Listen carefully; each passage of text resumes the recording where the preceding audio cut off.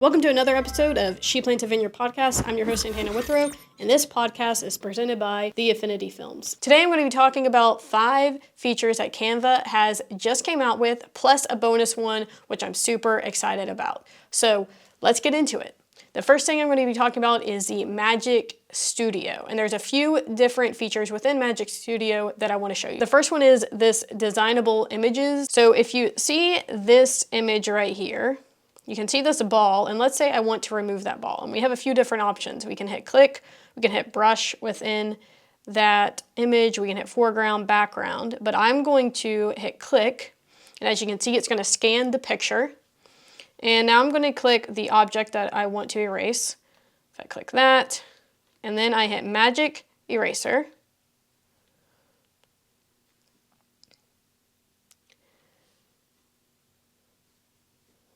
And as you can see, it's completely gone. Now if I reset these edits,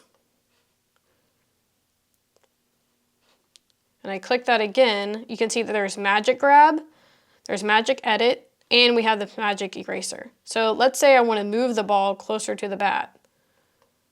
Bam, I can move it closer to the bat, I can move it right here, I can actually resize it. As you can see, that wasn't the best quality because it is a little bit blurred. And so this is a really cool new feature that Canva has implemented in their product. Super fun. So the second thing I'm going to talk about is the background generator. So as you can see here, I have this picture, and let's say I want to change this background.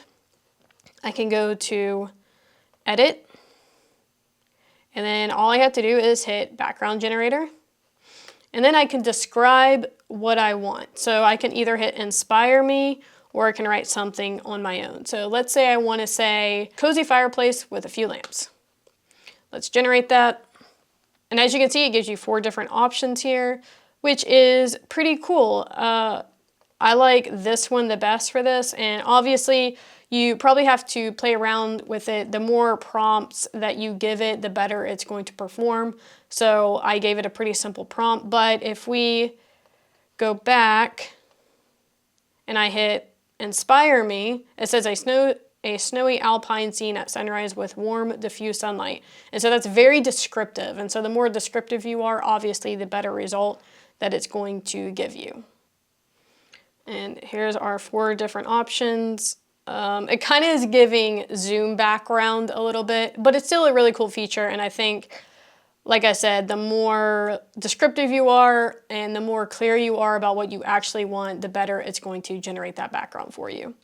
So moving on, the third thing I want to talk about is changing photo color. So this is going to be a really good feature if you use any type of green screen. If you have, as you can see, I don't have any like backlights right here, so it's hard for me to use it on some of the images that I have. But if I go to this image here and I click color, I can change this background color to anything that I want. And so if you had a green screen and you wanted a pink color, that would be easily edited to be pink. And if we go over to this picture here, it will actually change the color of my skin, which is interesting. So it's basically wherever it sees light, that is the color that it is actually changing, which is pretty interesting and fun.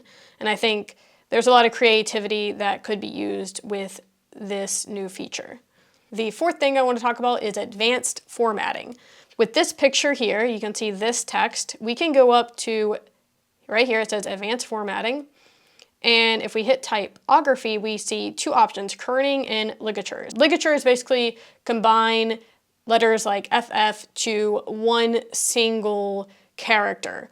I don't have any letters here to show you the ligatures, but if I hit kerning, you can see right there that it changes how the letters are spaced together. And so it creates more even spacing between the letters, allows for better visual balancing. Now, if we go over to where it says May 20th right here, if I highlight the 20th, I can actually make it where it will go above the Y. And Previously, what we had to do in order to get this type of feature is we had to create a completely new text box and then move it exactly where we wanted it. It took some time and patience to get it exactly where you wanted it. So this is an amazing feature and will definitely be useful for a lot of Canva users.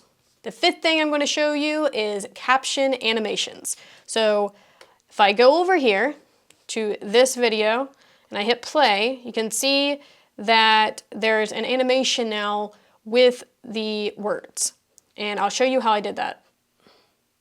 So I clicked animate here, and then all of these are brand new animation features from Canva. So we have reveal, we have highlight, and we have snake.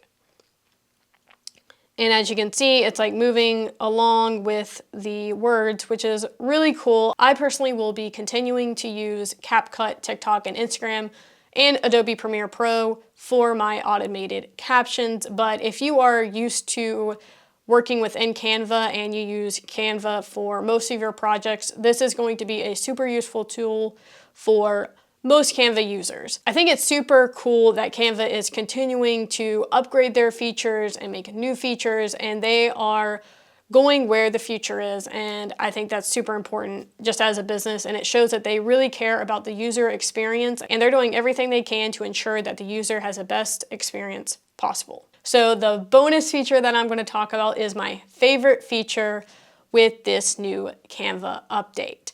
I didn't think I was actually going to be able to talk in depth about this feature or show you guys, because yesterday I actually didn't have the feature. But I went on my laptop today and I was going through my Canva projects and I saw that I actually did have this feature now. It is Magic Resize. So you see this image here, right? So now I can click these three little dots. I can hit Resize Page, hit 1080 by 1080. And as you can see, it created a square image. Before, what we had to do was if I wanted this to be a different size image, I would have to go over to Resize, then hit 1080 by 1080. I'd hit Copy and Resize. It would take a second. And then I would have to open this whole other window with a bunch of 1080 by 1080s. Now, what I can do is do it directly from the image itself. And if you go over here and you hit add page type, you can see that you can add a sheet, you can add a doc, you can add a presentation, whiteboard, social media, video, print, websites. You have so many options now within the same project, which is going to make project management so much easier. You're not going to have multiple different projects for really one project, which is what a lot of Canva users were doing previously. They were creating multiple projects for one project. So if I need this to be 1080 by 1350 for Instagram, but I need a square image for Facebook, I can now do that within the same project, which is going to make time management and project management so much easier. These aren't all the new features that Canva has created within its platform. There is Canva AI, there is photo editor from the homepage, and these are actually features I don't have access to yet, so I can't really speak on them until I am able to personally use them. And when I do, I will definitely be making another video if you guys are interested in that. But I hope you guys enjoyed this video. If you did, please comment below and tell me what your favorite new Canva feature is. Have a wonderful Monday. That's the end of the podcast. Please like and subscribe to my channel. Thank you guys for watching. Bye.